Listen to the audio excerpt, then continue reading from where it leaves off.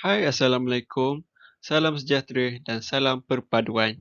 Jadi, kumpulan kami adalah berwakilkan 4 orang lelaki daripada Tesa 3 iaitu saya sendiri Muhammad Zaid bin Mazlan, Ahmad Faiz bin Abdul Aziz, Ahmad Amir Razif bin Ahmad Fuzi dan Nasrul Naim bin Rizal. Jadi, kami akan bercakap mengenai rekonstruktivism cabang falsafah pendidikan barat. Baik, sebelum kita mengupas dengan lebih dalam dan dengan lebih teliti terperinci dari setiap incinya, maka adalah bagus untuk kita mengenali dulu mengenai pengenalannya. Jadi, apakah yang dimaksudkan dengan constructivism? Okey, ia merupakan filsafat constructivism ni terdiri daripada 2 buah pemikiran. Bukan 1, bukan 3, tetapi 2. Okey, apakah yang pertama? Yang pertama ialah masyarakat memerlukan rekonstruksi ataupun perubahan. Jadi, ia adalah pemikiran yang mengenai membawa masyarakat kepada sebuah perubahan. Okey. Yang kedua ialah ia adalah berkenaan mengenai perubahan sosial tersebut melibatkan baik perubahan pendidikan dan penggunaan pendidikan dalam merubah masyarakat.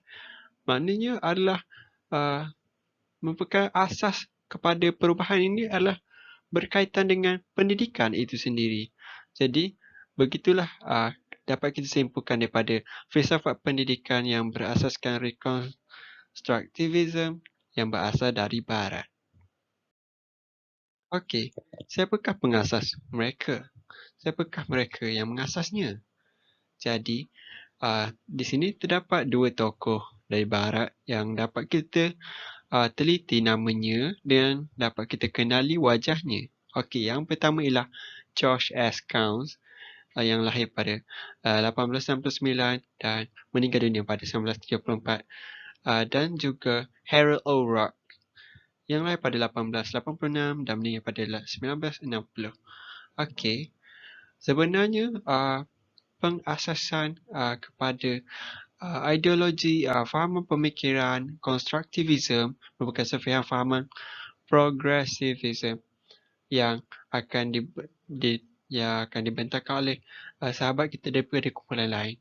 Okey, ini adalah merupakan satu kesinambungan secara langsung dan tidak langsung. Okey, ahli rekonstruktivism mengatakan falsafah progressivism hanya sesuai kepada masyarakat yang stabil.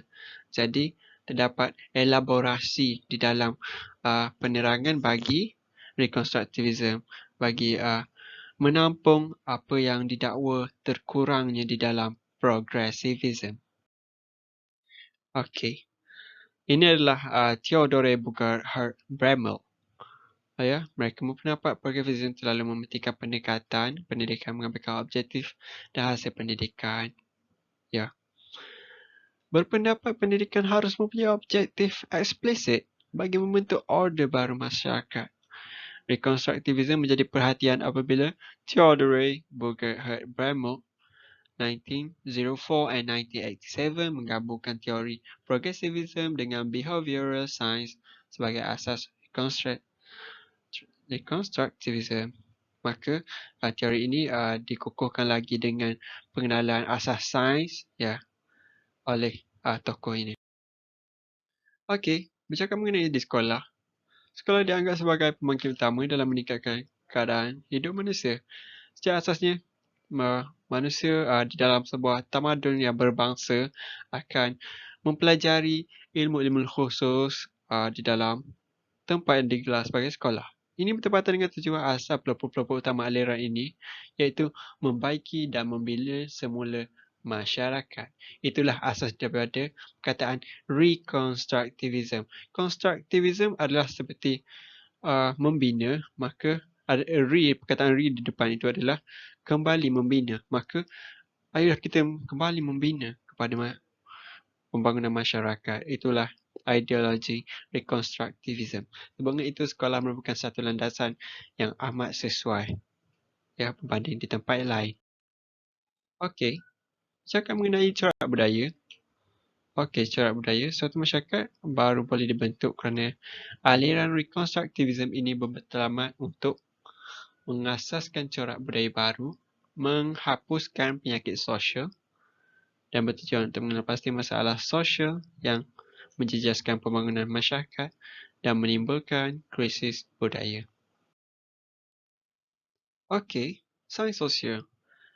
Tokoh yang telah disebutkan nama sebentar tadi, ya, beliau menggabungkan teori progressivism dengan behavioral science sebagai asas rekonstruktivism. Maka, ini adalah seperti evolusi kepada ideologi progressivism kerana telah bergabung dengan ideologi baru.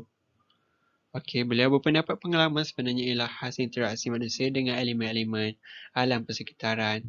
Maknanya ada connection antara manusia dengan alam sekitar. Okey, peranan guru. Apakah peranan guru dalam menjayakan ideologi ini? Okey. Telah memainkan peranan membentuk semula masyarakat yang harmoni dan sempurna. Maka, peranan guru bukan sahaja menyampaikan ilmu pengetahuan seperti yang dapat kita simpulkan di dalam bilik darjah, tapi juga membawa isu-isu sosial yang penting untuk dibincang dan diselesaikan secara bekerjasama. Okey, bagaimana kaedah mengajar? Apabila kita bercakap mengenai guru, mestilah guru yang mengajar. Jadi, bagaimanakah kaedah mengajar tersebut? Okey, teori rekonstruktivisme menekankan teknik perbincangan dan penggunaan kemahiran berfikir secara kreatif dan penyelesaian masalah. Maafkan saya, ini adalah terdapat kesilapan teknikal iaitu kita seperti tulis di situ adalah kritis dan kreatif. Okey, bahan-bahan pembelajaran hendaklah distrukturkan secara sistematik dan bersepadu. Maka, jika kita menyusun silibus, perlulah mengikut pada level-level yang sepatutnya bermula daripada yang paling rendah kepada yang lebih tinggi dan lebih tinggi lagi. Itulah dapat kita simpulkan sebagai sistematik, iaitu sangat bersistem. Okey, mata pelajaran kemanusiaan adalah menjadi fokus utama ya dalam kurikulum sekolah. Kerana sebelum membina tamadun intelek yang berjaya, perlulah membina orang yang akan menjayakan tamadun itu sendiri, iaitu kita perlu pada pembinaan penstrukturan manusia itu sendiri, membina manusia yang baik. Seterusnya, saya akan membentangkan tentang perbezaan falsafah pendidikan negara. Dan negara yang telah dipilih ialah saya akan membuat perbezaan tentang falsafah pendidikan negara barat dan juga falsafah pendidikan negara Islam. Antara contoh negara barat yang telah saya pilih adalah Amerika Syarikat, Jerman dan juga Itali. Manakala bagi contoh negara Islam adalah Malaysia, Mesir dan Arab Saudi. Perbezaan pertama adalah dari segi konsep pendidikan. Konsep pendidikan negara barat tidak mengaitkan pendidikan dengan pahala dan dosa. Dan seterusnya, pendidikan di negara barat juga beranggapan bahawa ilmu itu bebas nilainya dan belajar hanyalah untuk dunia. Dan ini amatlah berbeza sama sekali dengan konsep pendidikan di negara Islam. Konsep pendidikan negara Islam mengaitkan pendidikan dengan pahala dan dosa kerana kebajikan dan akhlak mulia merupakan unsur utama dalam pendidikan Islam. Seterusnya, pendidikan di negara Islam juga adalah untuk belajar untuk kepentingan di dunia dan juga di akhirat.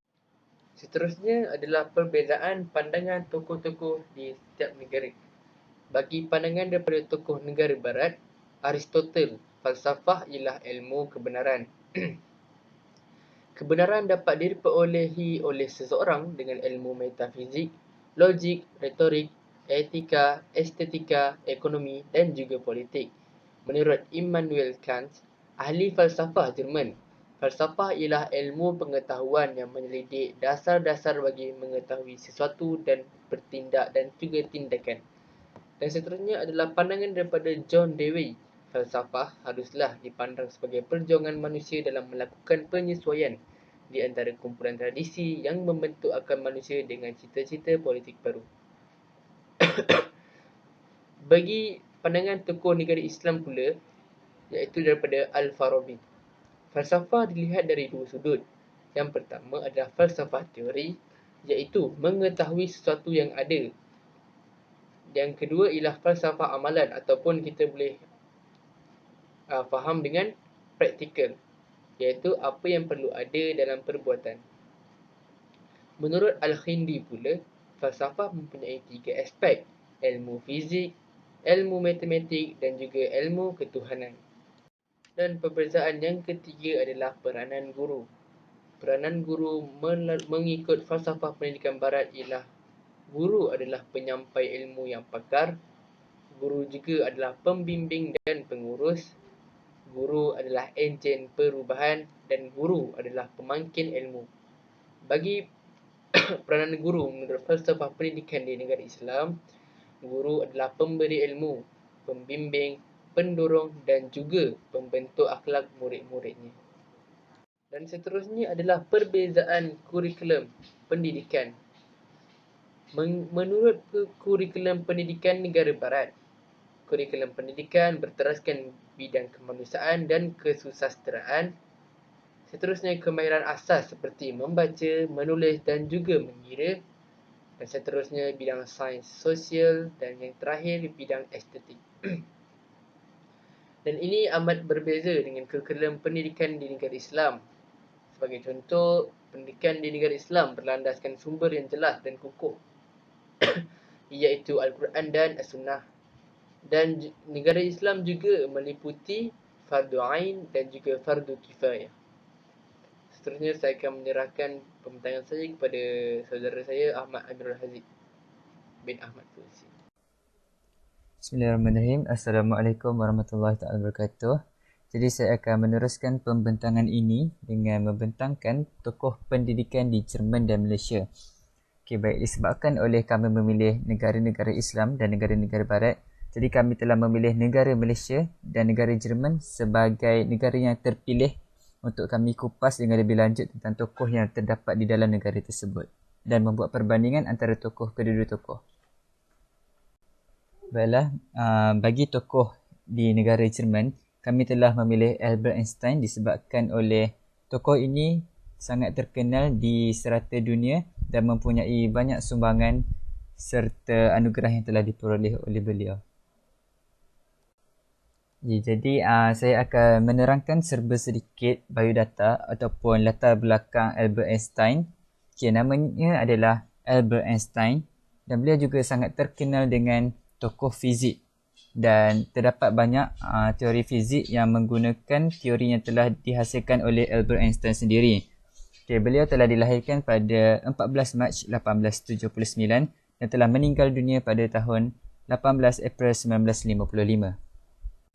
Baiklah, seterusnya adalah sumbangan-sumbangan yang telah diberikan oleh Albert Einstein kepada dunia.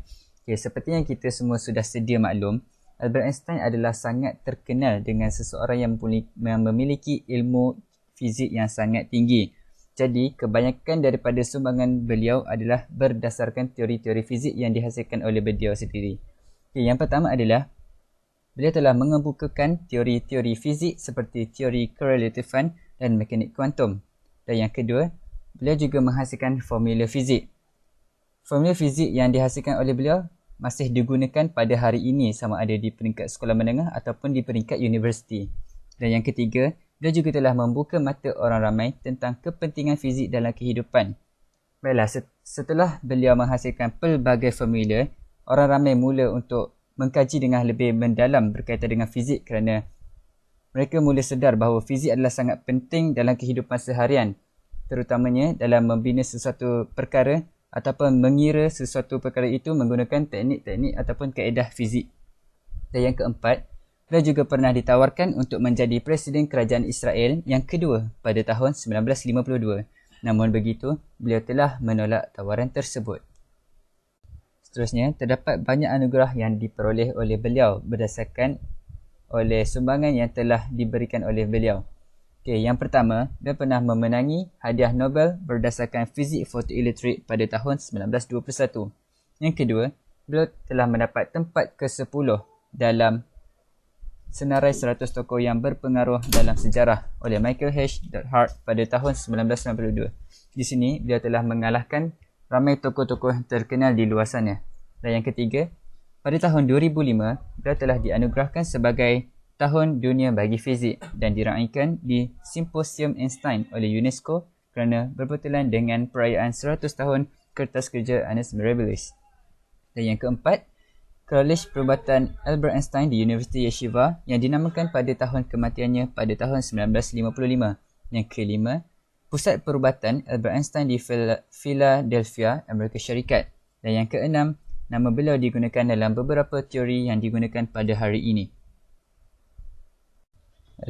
Jadi kita akan beralih kepada tokoh di negara Islam, iaitu negara Malaysia yang telah dipilih oleh kumpulan kami. Jadi tokoh yang telah dipilih adalah Aminuddin Baki. Baiklah, di sini adalah serba sedikit berkaitan dengan latar belakang Aminuddin Baki.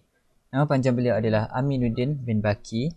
Beliau dilahirkan pada tahun 26 Januari 1926 dan meninggal dunia pada 25 Disember 1965. Beliau sangat terkenal sebagai tokoh pendidikan di Malaysia. Terdapat banyak sumbangan yang telah diberikan oleh Aminuddin Baki, terutamanya dalam sistem pendidikan di Malaysia. Yang pertama, beliau memperkenalkan sejarah Islam kepada guru-guru pelatih di Maktab Perguruan Sultan Idris, Tanjung Malim, Perak, tetapi tidak termasuk dalam sukatan pelajaran. Yang kedua, beliau melibatkan diri dalam penyediaan penyata razak pada tahun 1955. Yang ketiga, beliau menjadi ahli jawatan kuasa penasihat dalam menyiapkan laporan Rahman Talib pada tahun 1960. Yang keempat, beliau mewujudkan sijil rendah pelajaran SRP, Sijil Pelajaran Malaysia SPM dan Sijil Tinggi Pelajaran Malaysia STPM. Dan kesemua sijil ini masih digunakan dalam sistem pendidikan di negara kita. Dan yang terakhir, beliau menubuhkan Lembaga Peperiksaan Malaysia. Baiklah, jadi kita akan bergerak kepada anugerah-anugerah yang telah diperoleh oleh Aminuddin Baki. Yang pertama, beliau ditawarkan jawatan pensyarah di Maktab Perguruan Sultan Idris di Tanjung Malim. Yang kedua, beliau telah dilantik menjadi Ketua Pegawai Pendidikan Selangor pada tahun 1962. Yang ketiga, beliau juga turut menjadi Ketua Penasihat Pendidikan Malaysia, kini dikenali sebagai Ketua Pengarah Pendidikan. Yang keempat, beliau diiktiraf di peringkat antarabangsa sebagai perancang pendidik yang bijaksana dan berpandangan jauh di Asia oleh United Nations Educational, Scientific and Cultural Organization ataupun dikenali sebagai UNESCO. Jadi, itu sahaja daripada kumpulan kami. Sekian, terima kasih.